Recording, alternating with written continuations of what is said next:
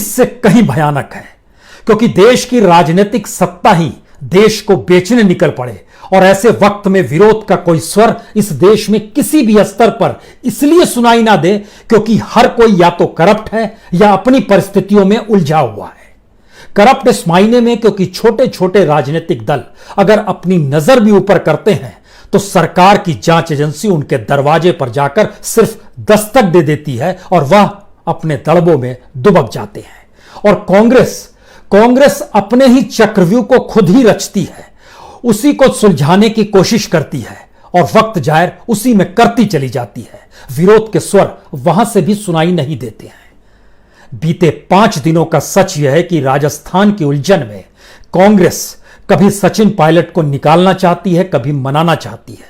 राजस्थान के मुख्यमंत्री अपनी ही फिल्मी पटकथा लिखकर खुद को नायक करार देते हैं और नायक की उपलब्धियों को बताने से नहीं चूकते और बाकी सभी को एक लाइन से कतार में खड़े कर खलनायक करार देते हैं। सभी कांग्रेसी हैं। जयपुर से लेकर दिल्ली तक फैसला क्या हो, इसको लेकर इतनी उलझनें हैं कि उन उलझनों का लाभ सीधे सीधे हर वक्त मौजूदा सत्ता को हमेशा मिलते रहा है, जिसके पास कोई विजन ही नहीं है, कोई पॉलिसी ही नहीं है। और खास तौर से अर्थव्यवस्था जिस समय इतनी डावाडोल है कि सरकारी खजाना खाली है। सरकार की इकोनॉमी अभी तक जिस टैक्स के पैसे से चलती थी उसकी स्थिति यह आ गई है कि डायरेक्ट टैक्स यानी इनकम टैक्स लगभग 30% कम हो गया है, जीएसटी लगभग 41% कम हो गया है। यानी जो टैक्स का पैसा तकरीबन 20 लाख करोड़ सरकार के पास आता था और बीते 6 बरस से सच यही है। इस सरकार ने ऐसे कोई दूसरे माध्यम क्रिएट ही नहीं किए जहां से सरकार को रेवेन्यू मिल सके। तो बीते 5 दिनों में जब राजस्थान की उलझनों में पूरे देश का मीडिया उलझा हुआ था, कांग्रेस उलझी हुई थी, इसी दौर में इस देश के प्रधानमंत्री लगातार नीति आयोग के साथ बैठक कर रहे थे, फाइनेंस मिनिस्ट्री के अधिकारियों के साथ बैठक कर रहे थे और इस देश के भीतर में जो दीपम है जिसका काम है कि इस बात का पता लगाना कि कौन से पीएसयूज को बेचा जा सकता है, कहां पर कितने स्टेक्स बेचे जा सकते हैं, यानी department of investment and public asset management, Deepam का काम यही है। और आपको जानकर हैरत होगी, जिन सेक्टर्स को, स्ट्रेटेजिक सेक्टर्स को, जिनको अब वहां के स्टेक्स बेचने की बात हो रही है, वह सेक्टर्स बैंकिंग के हैं, पेट्रोलियम के हैं, एटॉमिक एनर्जी के हैं, डिफेंस के हैं, स्पेस के हैं, पोर्ट्स के हैं। यानी अभी तक आपने ये जाना समझा था कि इस देश के भीतर में जो अलग अलग जगहों पर बिक्री हुई है प्राइवेट सेक्टर में, उसमें माइंस दिए गए, उसमें रेलवे देने की बात हो गई, उसमें पोर्ट्स दे दिए गए, उसमें एयरपोर्ट्स दे दिए गए, उसमें सड़क बनाने का जिम्मा दिया गया, रेलवे ट्रैक बनाने का जिम्मा दिया गया, उसमें संचार व्यवस्था दी गई। लेकिन ये एक अपने तरीके की कि हर सेक्टर में इसलिए बेचने की स्थितियों को डेवलप कीजिए जिससे कि पैसा आ सके, क्योंकि सरकार ने तो कुछ क्रिएट किया नहीं है। और बीते 6 बरस का सच यह है कि सिर्फ इस देश की कमाई जो अलग से हुई है वो डिसइन्वेस्टमेंट के नाम पर हुई है और बरस दर बरस डिसइन्वेस्टमेंट बीते 2014 के बाद से लगातार बढ़ते गया है। यानी 2014-15 में 24,345 करोड़ का डिसइन्वेस्टमेंट था, जो बढ़कर 2017-18 में 1 लाख करोड़ को पार कर गया। इस बार के बजट में लगभग 2 लाख करोड़ से ज्यादा का डिसइन्वेस्टमेंट का बजट रखा गया है, क्योंकि पिछले साल बिक्री नहीं हुई, अर्थव्यवस्था डामाडोल थी, किसी प्राइवेट सेक्टर के पास पैसा नहीं था और ऐसे वक्त में इस देश की इकोनॉमी को लेकर कोई विजन नहीं और देश की ही संपत्ति को बेचकर सरकार के पास किसी तरीके से पैसा आ जाए जिससे वो सरकार चला सके, कर्मचारियों को पैसा दे सके, पेंशन धारकों को पैसा दिया जा सके, सरकार में उसी पैसे से अपनी रईसी को कंटिन्यू कर सके। देश की स्थिति ये आ गई है। क्योंकि जरा सिलसिलेवार तरीके समझिए, पिछले 5 दिनों के दौर में जो टैक्स रेवेन्यू के अलावे जो अलग रेवेन्यू कहां से आ सकता है, इसको लेकर नीति आयोग के अधिकारियों के साथ सरकार की बैठक होती है, सत्ता की बैठक होती है, फाइनेंस मिनिस्ट्री के साथ होती है और उसमें कई बातें निकल कर आती हैं, जैसे मिश्रा धातु निगम है जिसको मिधानी कहते हैं, या जो Garden Reach Ship Builders and Engineering Limited है, इसके अलावे जो एग्रीकल्चर का जो पूरा सेक्टर है या केमिकल का सेक्टर है, वहां पर भी या उसके जुड़ी हुई अन्य कंपनियों से भी पैसे की उगाही कैसे हो और सरकार के पास पैसा आ जाए, सिर्फ यही काम हो रहा है। और ये पूरी सरकार उस नौकरशाही पर आकर टिक गई है जिस नौकरशाही को अभी तक उसने अपनी उंगलियों पर नचाया और उसने तमाम अपने लोगों की भर्ती कर दी। यानी जो लायक नौकरशाह थे, चाहे वो इस देश के इकोनॉमिक एडवाइजर ही क्यों ना रहे हो, दो दो इकोनॉमिक एडवाइजर को बाहर का रास्ता दिखा दिया गया। रिजर्व बैंक में जिसने विरोध किया, उर्जित पटेल ने विरोध किया, रघुराम राजन ने किया, बाहर का रास्ता दिखा दिया गया। और अपने ही लोगों से अब यह बात कही जा रही है कि अब बेचना है, पैसा चाहिए, और दूसरी तरफ तो कोई आवाज उठेगी नहीं। विपक्ष अपनी वजहों से उलझा हुआ है, उसके सामने इस दृष्टि का सामना आ नहीं रहा है कि देश अगर बिकते चला जाएगा तो आने वाले वक्त में भारत कर्ज में दबा हुआ होगा, और कर्ज में दबने की स्थिति भारत की लगातार बड़ी तेजी से बढ़ रही है। और इस देश में कंगाली की स्थिति यह आ जाएगी कि अभी तक तो हम लोग सिर्फ ये जानते हैं कि सरकार ने कोई इंफ्रास्ट्रक्चर इस हद तक खड़ा नहीं किया कि मौजूदा वक्त में जब छात्रों की परीक्षा का सवाल आया तो पहले राउंड में सरकार ने कहा कि स्कूलों को तो हमने क्वारंटाइन सेंटर बना दिया है। दूसरी स्थिति आई कि ऑनलाइन लिया जाए, तब पता चला कि ऑनलाइन नहीं ले सकते हैं क्योंकि हमारे पास ऑनलाइन के लिए भी इंफ्रास्ट्रक्चर नहीं है। यानी इंटरनेट नहीं है, कंप्यूटर्स नहीं है, पढ़ाई कैसे करें, यूनिवर्सिटीज को कैसे चलाएं, प्राइवेट सेक्टर यूनिवर्सिटीज अगर पूरी फीस ले रही है, वहां पर अपने तरीके से फीस में ही लैपटॉप भी दे दिया जा रहा है, इंटरनेट सिस्टम भी दिया जा रहा है, लेकिन पूरे देश का वहां पर पढ़ने वाले छात्र जो होते हैं हायर एजुकेशन के सिर्फ 10% है। बाकी 90% के देश के साथ कोई विजन नहीं है। क्या इस बात का जिक्र होगा? और आज जब हम इन बातों को लेकर आपके साथ बैठे हैं तो पुराने खाके दिमाग में आएंगे ही। 23 कंपनियां बीते 6 बरस में बेची गई, लगभग 3 लाख करोड़ से ज्यादा का डिसमेंटमेंट हुआ है। और अब यह बात सामने आ रही है, इन सब की सबसे बड़ी वजह यह है कि हमारी इकोनॉमी में जनता के पास कुछ नहीं बच पा रहा। स्थिति इतनी नाजुक है, बेरोजगारी रेट तो ऊपर है, रिटेल सेक्टर की महंगाई ऊपर है, इन सब के बीच बिजली की खपत तक कम हो गई है। यानी सरकार को बिजली की खपत से जो लाभ होता था, जनता के पास इतना पैसा कम हो गया है कि अब वो बिजली की खपत भी सोच के कर रही है। एक बात, उस दायरे के भीतर में वह तमाम मॉल्स आ गए, वो तमाम दफ्तर आ गए, वो तमाम दुकानें आ गई। कोई दुकान कैसे खोले? शाम के बाद कोई नहीं खोलता है, लाइट कोई नहीं जलाता है, ग्राहक आता है तो ही एसी पंखा चलाता है, नहीं तो नहीं चलाता है। पैसे देने पड़ेंगे, किराए का पैसा नहीं बच रहा है। यह स्थिति इस देश की इकोनॉमी की है और सरकार के पास पैसा नहीं है। सरकार को पैसा हर हाल में चाहिए। वो बार बार कह रही है हाँ एडमिनिस्ट्रेटिव कॉस्ट तो ज्यादा, उसको कम किया जाए, प्राइवेटाइज कीजिए, मर्जर कीजिए, किसी भी तरीके से होल्डिंग कंपनियों के ऊपर अपना दबाव बनाइए और अपने तरीके से चीजों की उगाही कीजिए, क्योंकि अन्यथा चीजें बचेंगी नहीं। लेकिन इन सब के बीच भी इस देश की स्थिति क्या है, इसको अगर सिलसिलेवार तरीके से सिर्फ इस समय समझिए कि जनता की हालत क्या है। अप्रैल और मई जून, यानी अप्रैल मई जून 3 महीने, इस 3 महीने के भीतर में जो गाड़ियों का सेल्स ग्रोथ था वो 75% नेगेटिव में है, -75%। इसमें सबसे बुरी हालत जो है वह 3 व्हीलर्स की है, 91% माइनस 91%। बिकना तो दूर है, उल्टे जो माल बेच भी दिया जा रहा है जो पास में है, ये एक स्थिति है। लेकिन car 82%, -82%, passenger vehicles -78%, commercial vehicles -85%। यानी पूरा मार्केट तहस नहस हो गया, कोई लेने को तैयार नहीं। इसके ठीक पैरेलल में जब आप रियल एस्टेट में आएंगे, वहां की स्थिति और नाजुक, जो -62% तक चला गया है। इसके ठीक पैरेलल में इंडस्ट्रीज में आएंगे, कोर इंडस्ट्री में आएंगे, वहां की स्थिति और नाजुक। लेकिन इन नाजुक स्थितियों के बीच में सरकार ने इस देश में बंटाधार कैसे किया है, यह भी समझिए, जिस पर कोई उंगली उठाएगा नहीं। हमको लगता है इसकी सबसे बेहतरीन नब्ज हमेशा से बैंक ही होती है। और कल ही रिपोर्ट आई स्टेट बैंक ऑफ इंडिया की, उसने बताया कि बीते 8 बरस में, यानी 2012-13 से लेकर 2019-20 के बीच में उसने लगभग जो कर्ज दिया, उस कर्ज में राइट ऑफ करना पड़ गया, यानी माफी होती है। कईयों को आपत्ति होती है कि रिटर्न ऑफ को आप माफी क्यों कहते हैं। हुजूर ये यही होता है, क्योंकि जो बुक बैलेंस होती है बैंक की, उसको ठीक करने के लिए जरूर कहा जाता है, लेकिन वो पैसा आ नहीं पाता है। और ये विलफुल डिफॉल्टर्स जो होते हैं उनसे पैसा लिया भी नहीं जाता है। और उनके माल को बेचने के लिए जो एनसीएलटी बचा है, वहां का मामला देखिएगा तो लगभग वहां पर 2 लाख करोड़ से ज्यादा की संपत्ति से उलझा हुआ मामला अभी भी पड़ा हुआ है। और अब तो उसकी भी मियाद बढ़ा दी गई है 6 महीने, कि वहां भी कोई काम नहीं होगा। बैंक हम सिर्फ एसबीआई का जिक्र आपसे कर रहे हैं। एसबीआई ने जो डाटा जारी किया है, इसको जरा समझने की कोशिश कीजिए। 1,23,432 करोड़ रुपए उसने माफ कर दिए, अपनी बैंक बैलेंस की बुक को ठीक कर लिया। लेकिन जिनको कर्ज दिया था, वसूला कितना गया? सिर्फ 7 to 8%, 8,969 करोड़, इतना ही वसूला गया। यानी 1 लाख करोड़ से ज्यादा माफ दे देते हैं और 800 करोड़ से 8,000 करोड़ से ज्यादा वसूल नहीं पाते हैं। और अगर इस पीरियड को देखना शुरू कीजिएगा, किस तेजी के साथ ऐसा होता है कि कुछ गलती हो गई तो अगले साल सुधरेगी। यहां खेल उल्टा है, यहां है कि इस साल गड़बड़ी, अगले साल और गड़बड़ी, उसके बाद और गड़बड़ी।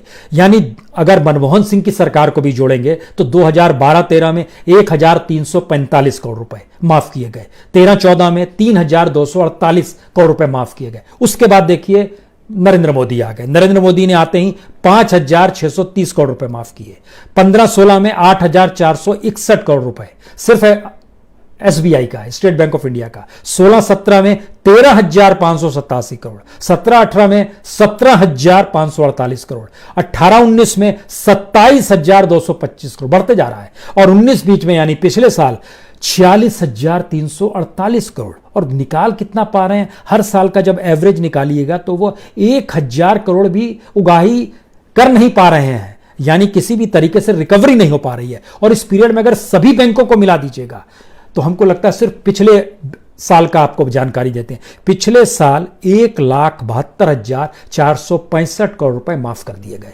बैंकों के जरिए। उसमें एसबीआई का था लगभग 48,000 करोड़। उससे पहले साल चले जाइएगा जब इलेक्शन की स्थितियां इस देश के भीतर में शुरुआत हो चुकी थी 17-18 में, 18-19 में, उस पीरियड में 1,24,236 करोड़ रुपए माफ कर दिए गए। कमाल की स्थिति है। उसमें से एसबीआई ने 27,225 करोड़, जो सबसे ज्यादा है उस लिहाज से, उसके बाद पीएनबी आता है। लेकिन ये कल्पना के परे है कि 2015 से 2019 के बीच में 4,32,584 करोड़ बैंकों ने अपनी बुक ठीक करते हुए राइट ऑफ कर दिए और रिकवरी टोटल की सिर्फ 45,000 करोड़ की। ये कौन सा क्लीन अप है और कौन सी परिस्थिति है? क्योंकि सरकार की कितनी नाजुक स्थिति है इसको इससे भी समझ लीजिए। जो कोल ब्लॉक्स सेल किए जा रहे हैं, तो कोल ब्लॉक में जो टेंडर डॉक्यूमेंट अगर आपको चाहिए तो उसको आपको लेने के लिए आपको पैसे देने होंगे 5 लाख रुपए। सरकार टेंडर के फॉर्म को बेचकर कमा रही है, यह स्थिति इस देश की आ गई है। यानी कोल ब्लॉक्स के टेंडर्स को बीते 12 दिनों में 36 टेंडर डॉक्यूमेंट्स बिके हैं और उस 36 टेंडर डॉक्यूमेंट के जरिए सरकार के खजाने में 1,80,00,000 रुपए आए हैं। सरकार इसी में खुश है। कमाल की स्थिति है। यह है हमारे देश की इकोनॉमी का अनूठा सच। यानी जिस वक्त समूची दुनिया में क्राइसिस है और समूची दुनिया की सारी कंपनियां दुनिया में कर्ज उठा रही है, और एक रिपोर्ट आई है दुनिया भर के कर्ज को लेकर, जो ग्लोबल कॉर्पोरेट डेब्ट है, जो कर्ज है, वो लगभग 2020 में 12% बढ़ जाएगा, जो पिछले साल 8% बढ़ा था। 12% बढ़ने का मतलब है यह तकरीबन 700 लाख करोड़ रुपए हो जाएगा, जो पिछले बार 624 लाख करोड़ था। यह स्थिति पूरी दुनिया की, और इसकी बड़ी वजह यह है कि पिछले बार तक तो विलय हो रहा था, मान लीजिए आपस में मर्जर हो रहा था, अधिग्रहण किया जा रहा था, डिविडेंड्स था, बाय बैंक था, फंडिंग थी, लेकिन इस बार प्रॉफिट ही नहीं है किसी के पास। पूरी दुनिया की स्थिति है। लेकिन पूरी दुनिया में कोई भी कंट्री अपने ही कंट्री के प्राइवेट सेक्टर को देश का माल नहीं सस्ते में बेच रही है। वह उन कंपनियों को बढ़ावा दे रही है जिससे उनके बिजनेस के जरिए उस देश को लाभ हो सके। ब्राजील से लेकर अमेरिका तक और रशिया से लेकर ब्रिटेन तक आप चले जाइए, यही स्थिति है। लेकिन भारत में अपने ही देश में अपने ही लोगों को अपने ही हाथ से बेच देंगे, इसीलिए इस देश के चंद रईस इस देश की जीडीपी से बड़े हो जाते हैं और दुनिया में उनका नाम रईसी में लिया जाता है। और दो मित्र जो खास तौर से सत्ता के सबसे प्रिय है, उनके दोनों के आंकड़े मिला दीजिएगा तो देश की जीडीपी भी छोटी पड़ जाएगी उनके सामने। हम ऐसी स्थिति में आ गए हैं, लेकिन बोलने वाला कोई नहीं है। जनता जो म्यूचुअल फंड में पैसा लगाती है, स्थिति आ गई, पीपीएफ का पैसा तो सबने निकाल लिया जो भविष्य के लिए होता है। जो म्यूचुअल फंड की स्थिति थी, पिछले महीने का डाटा आया है, जून का डाटा, जून में सिर्फ 240 करोड़ रुपया लगाया गया और निकाला गया लगभग 13,520 करोड़, जो म्यूचुअल फंड में जनता ने पैसा लगाया था।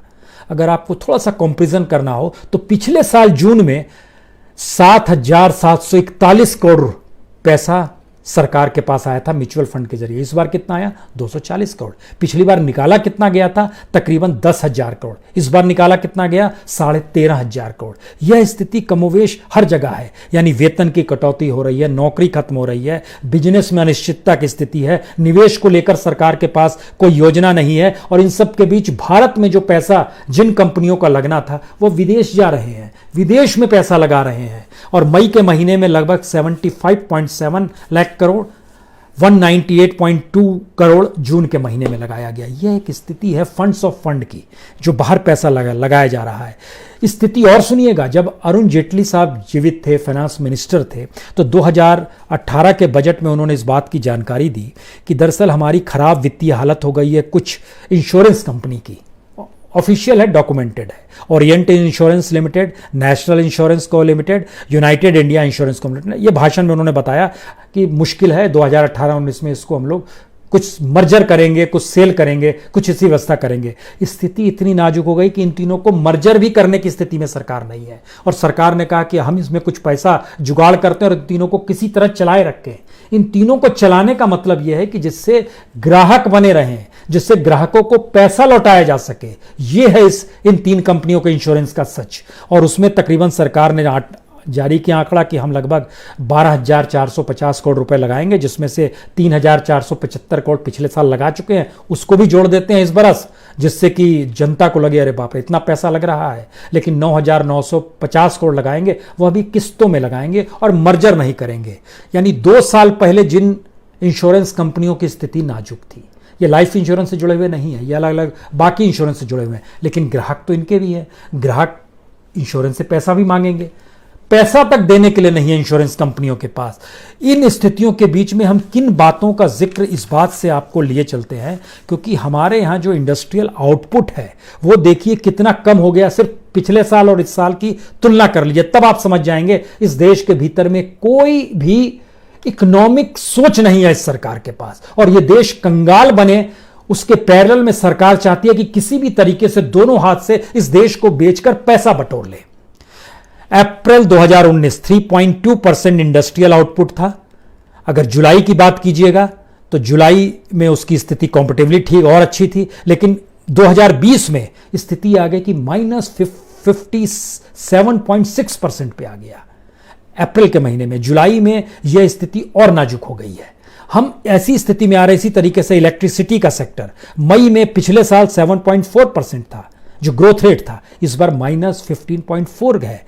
माइनिंग में 2.3 ग्रोथ रेट था पिछले साल मई के महीने में, इस साल -21% है। मैन्युफैक्चरिंग में पिछले साल स्थिति नाजुक हो गई थी, माइनस में जा रहा था, -4.4, लेकिन इस बार मई के महीने में -39.3%।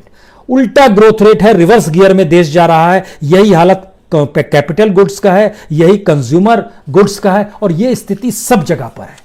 अब आप कल्पना करने की कोशिश कीजिए कि जब इस स्थिति में पूरा देश आ चुका है तो ऐसे में हम किस बात का जिक्र करते हैं। हम चाइना का माल रोक देंगे, हम दुनिया में फला से संबंध बनाएंगे, लेकिन सच क्या है? सच यह है, हम आपको टॉप मोस्ट 5 कंपनियां, 5 क्षेत्र बता देते हैं जहां पे चाइना का माल जो इंपोर्ट होकर भारत आ रहा है उसकी वैल्यू कितनी है। ड्राइव, ट्रांसमिशन एंड स्टीयरिंग, इसमें सबसे ज्यादा पैसा आता है। इसका 24% भारत में चाइना से ही आता है, जो इस बार भी आ रहा है। $1022 मिलियन। $1022 मिलियन का मतलब है $102 करोड़। $102 करोड़ का मतलब है 7,662 करोड़ रुपया। इतना पैसा सिर्फ एक में। दूसरा सेक्टर है इलेक्ट्रिकल्स एंड इलेक्ट्रॉनिक्स, $789 मिलियन, यानी 78.9 करोड़ डॉलर, यानी 5,927 करोड़ रुपया। और इसी तरीके से इंटीरियर का काम हो, कूलिंग सिस्टम का काम हो, सस्पेंशन का काम हो, जो 5 बड़े सेक्टर हैं, इन 5 सेक्टर में ही सिर्फ और सिर्फ जो पैसा चाइना को देना पड़ेगा वो स्थिति है लगभग 24,506 करोड़ की। सवाल यह है कि अगर इस देश के भीतर में अर्थव्यवस्था इतनी डामाडोल है, सरकार के हाथ पांव फूले हुए हैं, विपक्ष अपनी चीजों में उलझा हुआ है, और यह बात हर कोई समझ रहा है कि इस देश को बेचने की तैयारी जबरदस्त तरीके से की जा रही है, तो ऐसे में एक आखिरी सवाल, इस देश के इंस्टीट्यूशंस को अपना तौर पे निर्णय लेने चाहिए, चाहे वो सुप्रीम कोर्ट हो, चाहे वो इलेक्शन कमीशन हो, चाहे कोई भी इंस्टीट्यूशन हो। लेकिन आप सोचिए, दुनिया का सबसे बड़ा लोकतांत्रिक देश है भारत, और दुनिया का सबसे पुराना लोकतांत्रिक देश है अमेरिका।